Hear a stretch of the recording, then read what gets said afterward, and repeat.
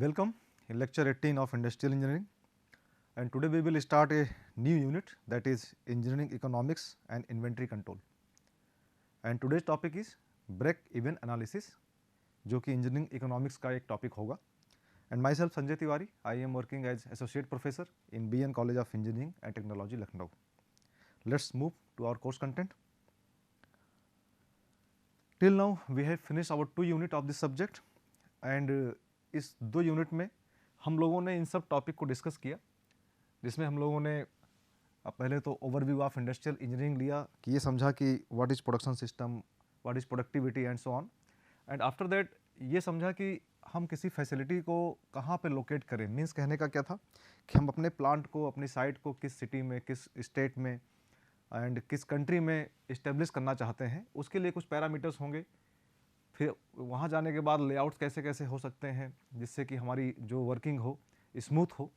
इन सब चीज़ों को यहाँ डिस्कस किया और ढेर सारी प्लानिंग की बात की. काफ़ी कुछ वहाँ पे हमने प्लान करके रखा. और आफ्टर दैट हमने यूनिट 2 में production planning and control topic के अंदर बहुत सारी टेक्निक्स देखी कि how to control our production system and how to monitor day by day और month by month, year by year of our production system. So इसमें हम लोगों ने काफ़ी कुछ देखा कि फोरकास्टिंग कैसे करते हैं, कि how to estimate the future demand, future production rate. इन चीज़ों को यहाँ डिस्कस किया. और आफ्टर दैट इसके ढेर सारे मेथड्स है. एक्सपोनेंशियल स्मूथिंग था, causal and time series models थे, and aggregate planning, production planning देखा हम लोगों ने, मास्टर प्लानिंग शेड्यूल, MRP समझा, जस्ट इन टाइम को समझा. और इस तरह से करते हुए लास्ट में प्रीवियस लेक्चर्स में ये बड़ा इंपॉर्टेंट टॉपिक था प्रोजेक्ट मैनेजमेंट को, कि अपने एक बार प्लांट हमारा लोकेट हो गया, बिल्डिंग बन गई और रन करने लगा, तो किसी प्रोजेक्ट को हम कैसे डे बेसिस पे, डे टू डे बेसिस पे मॉनिटर करेंगे. For that purpose we have studies 2 methods, that is CPM and PERT, critical path method and programme evaluation and review technique method. तो इतना सब करने के साथ साथ अब ये एक बात हो सकती है कि हमारा एक जो प्लांट है वो इस्टेब्लिश हो चुका है और हम प्रोडक्शन के लिए रेडी हो चुके हैं और प्रोडक्शन हो सकता है. अभी तक इन 2 यूनिट में कहीं भी फाइनेंशियल स्टेटमेंट्स की बात नहीं हुई कि किसी भी प्रोजेक्ट को स्टार्ट करने में, प्लांट को इस्टेब्लिश करने में, कहीं पर भी कुछ भी काम करने चलेंगे तो कुछ ना कुछ फाइनेंस इन्वॉल्व होगा, और उस फाइनेंस के इन्वॉल्वमेंट की अभी तक कोई चर्चा नहीं की गई है. तो इसकी आगे की जो यूनिट है, जिसमें हम लोग कह रहे हैं कि engineering economics and inventory control, 2 part में डिवाइड है. First is engineering economics, after that inventory control. और दोनों में ही हम कुछ कॉस्ट की बात करेंगे, कुछ फाइनेंशियल मैनेजमेंट की बात करेंगे. तो अक्सर ऐसा होता है जब हम किसी काम को करने चलते हैं तो किसी एक भी एक्टिविटी को, एक प्रोजेक्ट को करने के कई अल्टरनेटिव्स हमारे पास सामने होते हैं. कई बार हमारे पास हर काम को करने के कई विकल्प होते हैं, और उन विकल्पों में से, उन अल्टरनेटिव्स में से हमें एक बेस्ट अल्टरनेटिव सेलेक्ट करना होता है. तो नॉर्मली बिजनेस में हम किसी भी जब अल्टरनेटिव को सेलेक्ट करते हैं तो सेलेक्ट करने के पीछे एक मेजर इंपॉर्टेंट जो बेसिस है वो एक फाइनेंस का है. तो how to select best alternative on the basis of finance, on the basis of cost, ये हम आगे कुछ स्लाइडों में इसकी बात करने वाले हैं. तो बाकी जो आगे चर्चा होगी इसी रेफरेंस में होगी.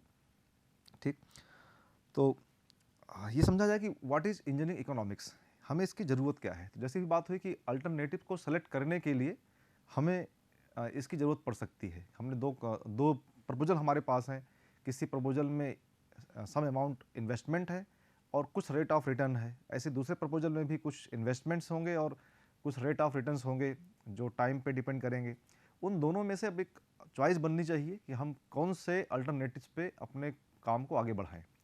तो इसलिए कह सकते हैं कि engineering economics is a collection of techniques that provide the basis for selection among alternatives. तो ये जो बेसिस होगा, इस बेसिस को हम लोग, ये बेसिस क्या होगा, ये बेसिस हमेशा हम लोग तुलना करेंगे, कंपेयर करेंगे, मल्टीपल अल्टरनेटिव्स का आपस में कंपेयर करके देखें कि किस में इन्वेस्टमेंट को कंपेयर करें, फिर रिटर्न को कंपेयर करें, एंड आफ्टर दैट हम अपने प्रॉफिट को कंपेयर करके हम किसी बेस्ट अल्टरनेटिव को सिलेक्ट कर सकते हैं. तो इसका जो बेसिस होगा it will be always a comparison method. तुलनात्मक अध्ययन के साथ हम इसमें आगे बढ़ेंगे, है ना. तो इसलिए इसकी ज़रूरत क्या है आज के सिनारियो में. तो in today's competitive world of business it has been become essential that engineers should practice financial project analysis for engineering project and make rational decision. तो डिसीजंस को लेने के लिए हर इंजीनियर को इकोनॉमिक्स की एक सही समझ होनी चाहिए, एक बेसिक समझ होनी चाहिए, जिससे कि वो सही निर्णय ले पाए अपने अल्टरनेटिव्स पे। तो इसलिए इंजीनियरिंग इकोनॉमिक्स को हमें स्टडी करना एक एज ए इंडस्ट्रियल इंजीनियर ज़रूरी है। So let's move. तो इसी क्रम में आज हम लोग जो फर्स्ट इकोनॉमिक स्टडी करने वाले हैं उसे हम कह रहे हैं break even analysis, and some time it is known as cost volume profit analysis. Break even analysis और कॉस्ट वॉल्यूम प्रॉफिट एनालिसिस। देखें इसको हम इसकी ज़रूरत क्यों पड़ती है। तो एक्चुअली जब भी हम कोई बिजनेस स्टार्ट करने चलते हैं तो हमें वहाँ पे कुछ ना कुछ इन्वेस्टमेंट करना पड़ता है। जैसे ही आपने सोचा कि कोई बिजनेस स्टार्ट करते हैं, it may be a service industry, it may be A manufacturing industry, तो आपको कुछ ना कुछ इन्वेस्टमेंट करना पड़ेगा। अब देखेंगे कि वो इन्वेस्टमेंट क्या क्या हो सकते हैं, और हर तरह के इन्वेस्टमेंट में कॉस्ट इन्वॉल्व होगी।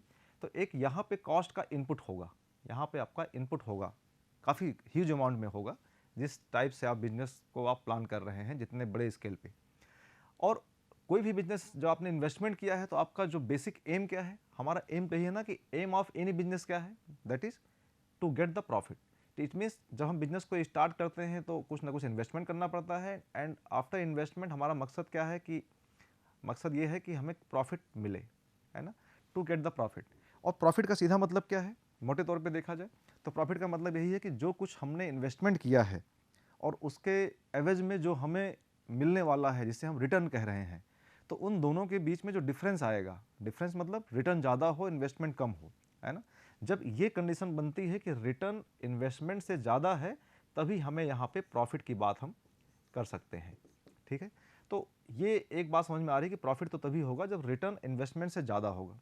अब यहाँ पे एक फैक्टर ये आ रहा है कि ऐसी कौन सी कंडीशन बनेगी, वो स्टेज कब आएगी जब हमारा रिटर्न इन्वेस्टमेंट से ज़्यादा होने लगेगा। क्या इसकी कोई एनालिसिस हो सकती है क्या? आपने किसी बिजनेस को प्लान किया, उसका एक लाइफ होगी, उस बिजनेस का 10 ईयर, 20 ईयर, 5 ईयर, कुछ भी किया, शॉर्ट टर्म या लॉन्ग टर्म, तो कितने समय के बाद हमारी जो इंडस्ट्री है वो प्रॉफिट मेकिंग इंडस्ट्री बन जाएगी, उसके लिए क्या क्या कंडीशंस होंगी, क्या इसकी कुछ एनालिसिस आज की तारीख में हो सकती है before starting the our project. तो जाहिर सी बात है, क्योंकि फ्यूचर प्लानिंग कर रहे हैं तो काफ़ी कुछ यहाँ पे हमारी फोरकास्टिंग टेक्निक्स पे डिपेंड करेंगी। फोरकास्टिंग से हमारे पास कुछ डाटा है, जैसे डाटा ऑफ सेल्स का है कि हम नेक्स्ट ईयर अगले 5 साल के अंदर इस तरह के हमारी सेल्स ये होंगी, या डाटा हमारे पास प्रोडक्शन का है कि नेक्स्ट 5 ईयर्स में हम इस रेट से प्रोडक्शन करेंगे। तो फोरकास्टिंग की भी यहाँ पे हेल्प लेनी पड़ेगी, और बेसिक मकसद हमारा यही है ब्रेक इवन एनालिसिस का। इसका मकसद यही है कि हम एक कैलकुलेट कर पाएँ कि व्हाट इज़ द स्टेज, ये स्टेज कब आएगी जब हमें प्रॉफिट मिलना स्टार्ट हो जाएगा, है ना। तो ये बात आगे की स्लाइड्स में हम लोग करने वाले हैं कि उस स्टेज को आइडेंटिफाई करने हैं कि ऐसा कब होने वाला है। तो पहले बात करते हैं कि हम इन्वेस्टमेंट, दो चीज़ें बड़ी इंपॉर्टेंट है, एक इन्वेस्टमेंट है और एक रिटर्न है, इन्हीं दोनों बेसिस पे बात होनी है। तो पहले हम बात करते हैं इन्वेस्टमेंट की। किसी भी सेटअप को स्टार्ट करने में हम कुछ इन्वेस्टमेंट करते हैं, और वो इन्वेस्टमेंट क्या क्या हो सकते हैं, ज़रा उसको कैटेगराइज करके देखें। जब कैटेगराइज करके देखते हैं तो component of break even analysis में 3 ही कंपोनेंट हैं, एक तो अपना इन्वेस्टमेंट है और दूसरा है रिटर्न। इन्वेस्टमेंट को जब देखते हैं तो 2 कैटेगरी में डिवाइड कर सकते हैं। एक ऐसा इन्वेस्टमेंट है जो फिक्स्ड इन्वेस्टमेंट है, उस पर लगने वाले किसी भी कॉस्ट को, किसी भी कीमत को हम कहेंगे फिक्स्ड कॉस्ट। जैसे सपोज दैट कि आपने कोई एक वर्कशॉप, एक सर्विस सेंटर स्टार्ट करने का सोचा कि हम 2 व्हीलर्स किसी व्हीकल का सर्विस सेंटर स्टार्ट करना चाह रहे हैं, 2 व्हीलर्स का। तो क्या करेंगे, पहले आप लैंड परचेज करेंगे या रेंट पे लेंगे, उसके बाद उस पर बिल्डिंग होगी और फिर उस पर कुछ इन्वेस्टमेंट आएगा, उसके बाद उसमें कुछ मशीनरी इक्विपमेंट्स रखेंगे, कुछ इन्वेस्टमेंट आएगा, मैकेनिक्स, मैनेजर्स, टेक्निकल स्टाफ इस तरह के आप रखेंगे, इन्वेस्टमेंट आएगा। तो इस तरह को अगर देखा जाए तो सब कुछ आपने रेडी कर लिया, बिल्डिंग ले लिया, उसका रेंट पे कर रहे हैं मंथली, एंड मशीनरी इक्विपमेंट सारे रख लिए, फिर भी अभी आपके पास आप सिर्फ इन्वेस्टमेंट कर रहे हैं। इसका इस बात से कोई डिपेंड नहीं करता है जो आपने इन्वेस्टमेंट कर रखा है कि हमारे पास पर डे कितने व्हीकल सर्विस करने के लिए आएंगे। बिल्डिंग का रेंट उतना ही होगा, चाहे आपके पास दिन भर में कोई व्हीकल ना आए या दिन भर में 50 व्हीकल्स आए। रेंट को उस नंबर ऑफ व्हीकल्स से जो आप सर्विस कर रहे हैं उसका इससे कोई रिलेशन नहीं है। तो ऐसा कोई भी कॉस्ट जो आपने इन्वेस्ट किया है जिसका आपके प्रोडक्शन से या सेल से कोई भी लिंकेज नहीं है, उस टाइप के सभी कॉस्ट को हम लोग कहेंगे फिक्स्ड कॉस्ट। ठीक, बिल्डिंग का रेंट हो सकता है, जैसे इसमें कुछ एग्जांपल्स लिखे हुए हैं। फिक्स्ड कॉस्ट में कॉस्ट ऑफ मशीन, जो आपने मशीनरी परचेज किया, अब उससे प्रोडक्शन करें या ना करें आपकी मर्जी है, लेकिन वो फिक्स्ड कॉस्ट में जुड़ गया। उस मशीन का डिप्रिसिएशन होगा, आगे चल के हम डिप्रिसिएशन को पढ़ेंगे, अभी तक ये नया वर्ड है इस सिलेबस में। डिप्रिसिएशन का मतलब होता है किसी चीज़ का मूल्य का कम होना, मूल्य ह्रास जिसे कहते हैं।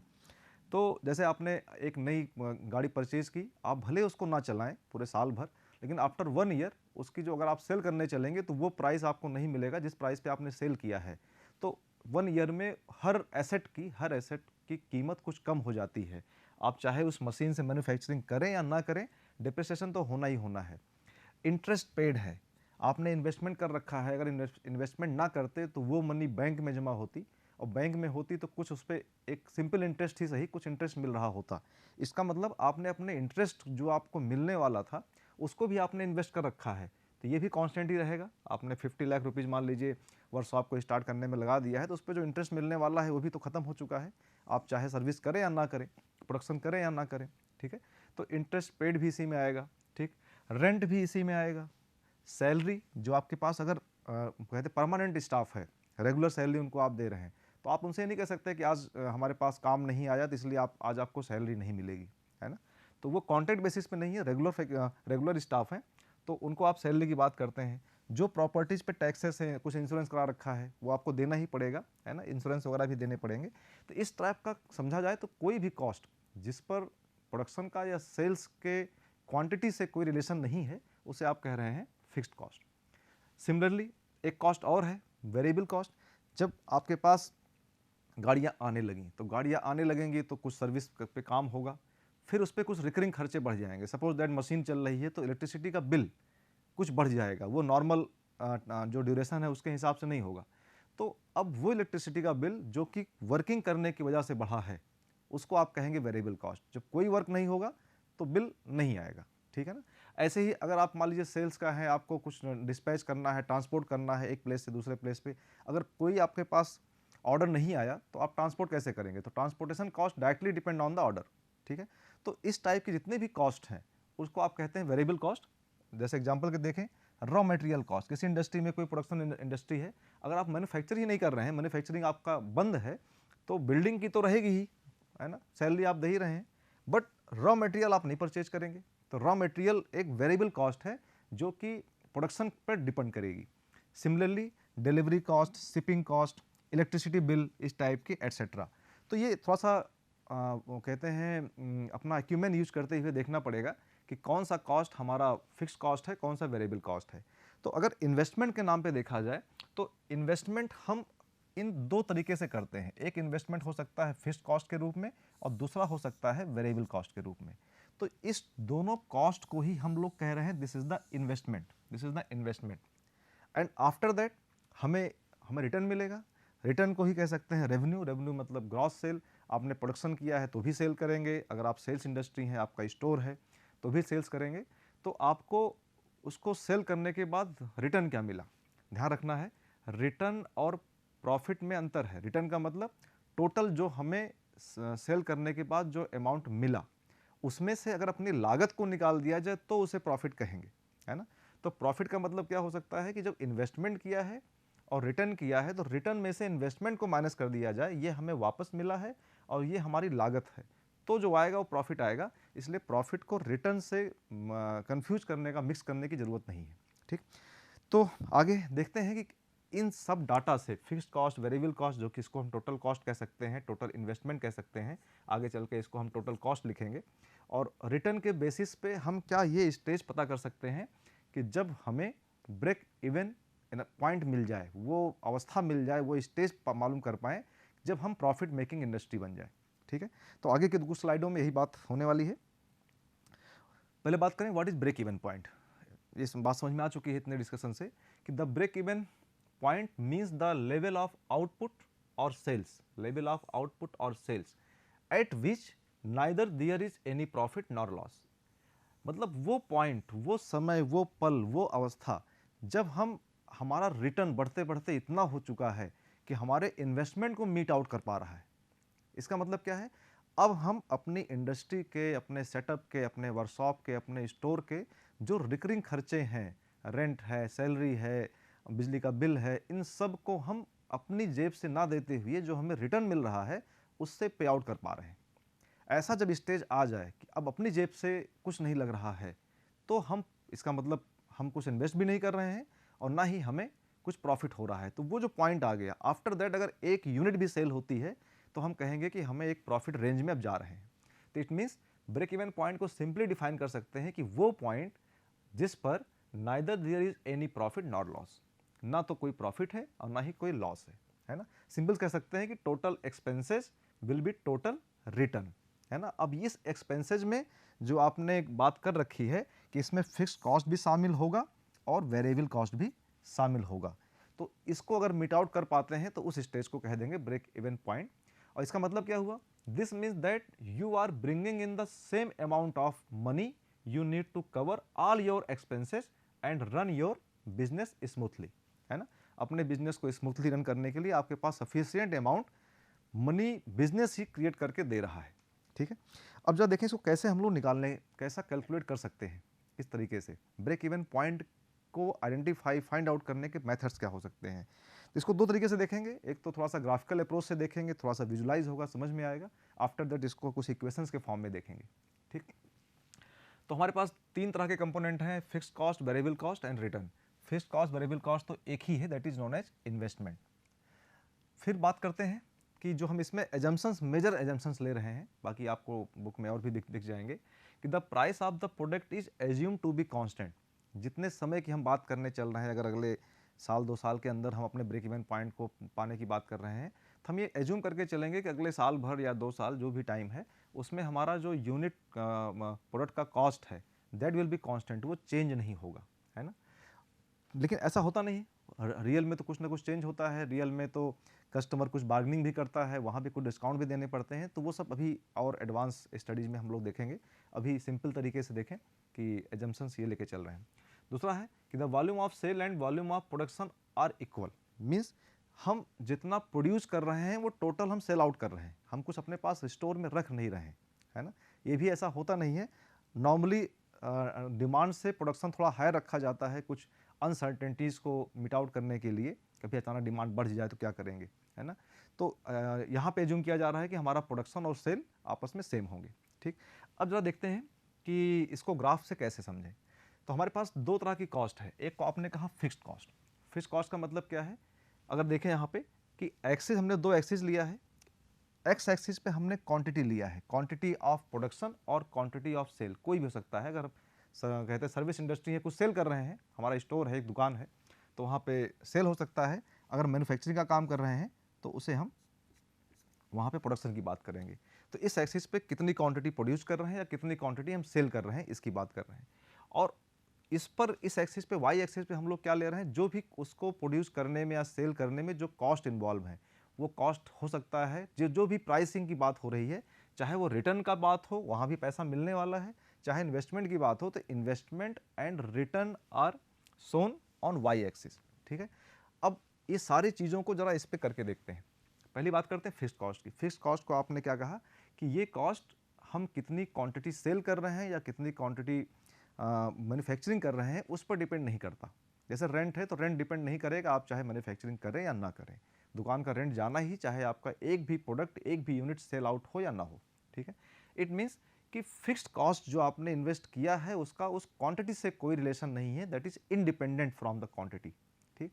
अगर इंडिपेंडेंट है तो इसका मतलब क्या है कि क्वांटिटी कुछ भी हो, जो फिक्स्ड कॉस्ट इन्वेस्ट हो गई है वन टाइम, वो तो वही रहेगा। रेंट है तो रेंट वही रहेगा, बिल्डिंग में जो लग चुका है वही रहेगा, मशीन में लग चुका है वही रहेगा। इट मीन्स फिक्स्ड कॉस्ट को अगर इस एक्सिस पे हम दिखाने की बात करें तो fixed cost will be A horizontal line which will not depend on the quantity. It means this line is a line of fixed cost, इसको हम कह रहे हैं फिक्स्ड कॉस्ट, ठीक। सिमिलरली अब अगर इंडिपेंडेंटली वेरिएबल कॉस्ट की बात करें तो वेरिएबल कॉस्ट क्या है, वेरिएबल कॉस्ट वो है जो कि क्वांटिटी पर डिपेंड करेगी। अगर एक सिंगल यूनिट आप मैन्युफैक्चरिंग कर रहे हैं तो उस पर उसके रिस्पेक्ट में कुछ क्वांटिटी होगी, ठीक है। अगर नहीं मैन्युफैक्चर कर रहे हैं तो वेरिएबल कॉस्ट जीरो होगी, ठीक।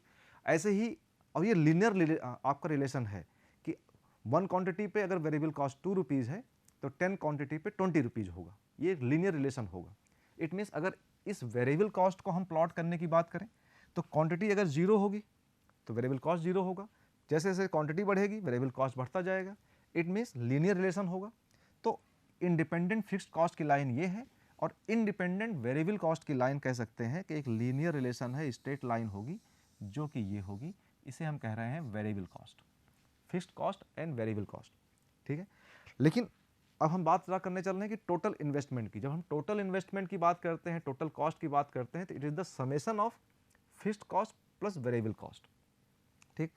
इन दोनों कॉस्ट को सम करना है, ग्राफिकली सम करना है, एक ग्राफ पे सम करना है। तो ग्राफ पे सम करने का तरीका क्या होगा कि अब ये जो हमारी इंक्लाइन लाइन है वेरिएबल कॉस्ट की, इसका जो स्लोप है बिना इस स्लोप को चेंज किए जो एक्सिस हमने यहाँ जीरो से स्टार्ट किया था फिक्स्ड कॉस्ट में ऐड कर दें तो इसी के पैरेलल, इसी वेरिएबल कॉस्ट के पैरेलल एक दूसरी लाइन ड्रॉ करें, लेकिन उसका जो स्टार्टिंग एंड हो वो फिक्स्ड कॉस्ट होना चाहिए, तो वो फिक्स्ड कॉस्ट होना चाहिए। तो यहाँ से हमने इसी लाइन के पैरेलल एक दूसरी लाइन ड्रॉ की, एक दूसरी लाइन ड्रॉ की जो कि इस लाइन के पैरेलल है और इसे हम कहेंगे टोटल कॉस्ट। टोटल कॉस्ट का मतलब fixed cost plus variable cost, ठीक है। This is the line of total cost. ये बात अभी क्लियर है, इसको अभी मैथमेटिकल फॉर्म में भी देखेंगे कि क्या ये ग्राफ सही बन रहा है, ठीक है। तो एक बात समझ में आ गई कि ये टोटल कॉस्ट ये है और फिक्स्ड कॉस्ट ये है, वेरिएबल कॉस्ट ये है। अब आपसे कोई पूछे किसी भी पॉइंट पे हमारा टोटल इन्वेस्टमेंट क्या है, सपोज दैट हमने कुछ क्वांटिटी यहाँ तक प्रोड्यूस किया, इस पॉइंट पे हमारा टोटल कॉस्ट क्या है, तो टोटल कॉस्ट की हाइट ये मिलेगी। इस टोटल कॉस्ट में क्या क्या इन्वॉल्व है, इतना फिक्स्ड कॉस्ट इन्वॉल्व है प्लस इतना वेरिएबल कॉस्ट इन्वॉल्व है, तो फिक्स्ड कॉस्ट ये प्लस वेरिएबल कॉस्ट इसके ऊपर से जब ऐड करेंगे तो हमें मिल जाएगा, ठीक है। तो this is the line of total cost. After that अब बात करते हैं रिटर्न की। ये तो हमारा इन्वेस्टमेंट हो गया। रिटर्न की बात करेंगे तो रिटर्न का मतलब क्या है, रिटर्न तो हमें तभी मिल सकता है जब हम 1 क्वांटिटी सेल आउट करेंगे, उसके रिस्पेक्ट में कुछ उसके एमआरपी पे हमें कुछ रिटर्न मिलेगा, है ना। अगर आपने एक पेंसिल बना रहे हैं, पेंसिल की कीमत देखें, अगर एक पेंसिल 5 रुपये की है, 5 रुपीज़ की है, तो आपने एक पेंसिल सेल किया, 5 रुपीज़ मिला। आपने कोई सेलेक्ट नहीं किया तो आपको कोई अमाउंट नहीं मिलने वाला है, ठीक है। इट मीन्स रिटर्न भी क्वांटिटी पर डिपेंड करेगा और लिनियरली डिपेंड करेगा, क्योंकि हमने कॉस्ट को माना है कांस्टेंट है, जो एजम्पशन लिया हुआ है वो जो कांस्टेंट माना है, तो ये लीनियर डिपेंड करेगा 1 यूनिट पे। जो रिटर्न आने वाला है लीनियरली आप बढ़ते जाएंगे और निकालते जाएंगे। इसका मतलब यहाँ से अगर देखा जाए तो ये लाइन भी हमारे पास स्टार्ट होगी ओरिजिन से ही और ये भी स्ट्रेट लाइन होगी और ये ऐसे जा रहा है।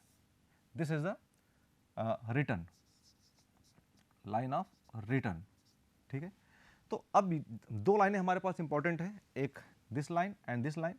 इसे हम कह रहे हैं this point is known as break even point, this point is known as break even point.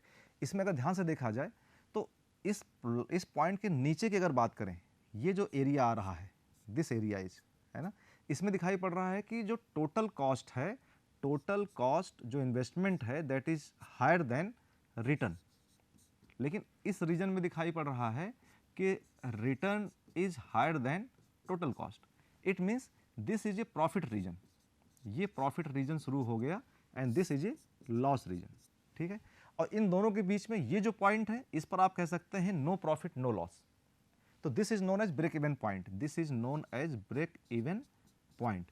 इसके रिस्पेक्ट में अगर ब्रेक इवन क्वांटिटी की बात किया जाए कि हम कितनी क्वांटिटी की बात करें, तो एक लाइन ड्रॉप करते हैं, दिस क्वांटिटी, इसको हम मान लीजिए एन नॉट से लिख देते हैं। तो this quantity is the break even quantity, means इतनी क्वांटिटी प्रोडक्शन या सेल करने के बाद हमारा बिजनेस इस फेज पे आ जाएगा कि हमें ना तो प्रॉफिट हो रहा ना लॉस हो रहा। इसके बाद 1 यूनिट भी एक्स्ट्रा सेल करते हैं तो हम प्रॉफिट रीजन में आ जाएंगे। This is known as break even quantity, break even quantity, and this is known as break even cost, break even cost, ठीक है। तो इस तरीके से हम break even point, break even quantity की बात यहाँ पे कर पा रहे हैं। जरा इसी को इक्वेशंस फॉर्म में देखते हैं, फिर से उसी ग्राफ को, ग्राफ तो रेडी हो चुका है पिछले टाइम पे ही। हमारे पास टोटल कॉस्ट क्या हो सकती है, एफ फिक्स्ड कॉस्ट को लिख रहे हैं हम लोग, फिक्स्ड कॉस्ट को F से लिख रहे हैं, वेरिएबल कॉस्ट को V से लिख रहे हैं, प्रोडक्शन और सेल क्वांटिटी को N से लिख रहे हैं, रेट ऑफ रिटर्न को R से लिख रहे हैं, ठीक है। मतलब एक क्वांटिटी को सेल करने पे हमें R अमाउंट मिलने वाला है। तो टोटल कॉस्ट क्या हो जाएगी, fixed cost plus variable cost. Variable cost क्या है, V पर यूनिट। तो हमने अगर N क्वांटिटी मैन्युफैक्चर या सेल किया है तो N into V, this is the total cost. Total revenue क्या होगा, टोटल रिटर्न क्या होगा, 1 यूनिट पे R मिलता है, N यूनिट पे NR मिलेगा, ठीक है। प्रॉफिट क्या हो सकता है कि हम टोटल इसमें से इसको माइनस कर दें, माइनस करने के बाद ये हमारा प्रॉफिट हो गया, this is known as profit. अब बात करते हैं ब्रेक इवन पॉइंट के कंडीशंस क्या है। ब्रेक इवन पॉइंट के लिए टोटल रेवेन्यू टोटल कॉस्ट के बराबर होना चाहिए, means no profit no loss. अगर नो प्रॉफिट नो लॉस करते हैं तो ये वैल्यू सेम, ये और total revenue total value same होनी चाहिए। ये एक स्पेशल पॉइंट है, तो n को हम n नॉट से रिप्लेस कर दे रहे हैं, this value is known as n naught, that is break even quantity. तो n को n नॉट से रिप्लेस करते हुए इनको इक्वेट कर दिया गया, तो हमें ये इक्वेशन मिल जाती है, this is total return, this is total investment. अगर यहाँ से n नॉट को निकालने की बात करें तो ये हो सकता है f divide by r minus v। This is the formula for break even quantity. और अगर ब्रेक इवन कॉस्ट की बात करें तो इस वैल्यू में, यहाँ पे इस वैल्यू में हम इसको रख सकते हैं, तो यहाँ रख सकते हैं f प्लस n की वैल्यू n नॉट है, और प्लस करने के बाद यहाँ पे हम लिख सकते हैं f upon r minus v into v। This is the break even cost. ये तो न्यूमेरिकल बेसिस पे हम लोगों ने इसको करके देख लिया। तो ज़रा यहाँ पे एक इंपॉर्टेंट चीज़ है, कभी ऐसा भी हो सकता है कि हमारा 1 यूनिट से सेल करने पे, R क्या है, 1 यूनिट का सेल है, अगर ये वैल्यू 1 यूनिट के सेल से जो हमें पैसा मिलने वाला है वो वैल्यू 1 यूनिट के वेरिएबल कॉस्ट के अगर इक्वल है, if R equal to V हो जाए, तो यहाँ से क्या मिलेगा, ये वैल्यू नीचे कैंसिल आउट हो जाएगा and it will be infinite, it will be infinite. तो ये एक ऐसी कंडीशन है कि अगर ऐसा हो पाया तो हम इनफाइनाइट टाइम के लिए अपनी प्रोडक्शन और सेल करते रहेंगे, कभी प्रॉफिट रीजन में आ नहीं पाएंगे, ठीक है। तो इसलिए हमेशा प्रॉफिट पाने के लिए हमेशा R की वैल्यू V से ज़्यादा होनी चाहिए। जितनी ज़्यादा होगी उतनी ही जल्दी हम अपने प्रॉफिट रीजन में पहुंच पाएंगे। तो I think it is clear to all of you कि कैसे हम लोग ब्रेक इवन पॉइंट को पाते हैं, उसके रिलेशंस क्या हैं, और ये इक्वेशंस इस ग्राफ पे कैसे प्लॉट की जा सकती हैं। तो we will meet in next lecture for some new topics. So, thank you for today. Best wishes.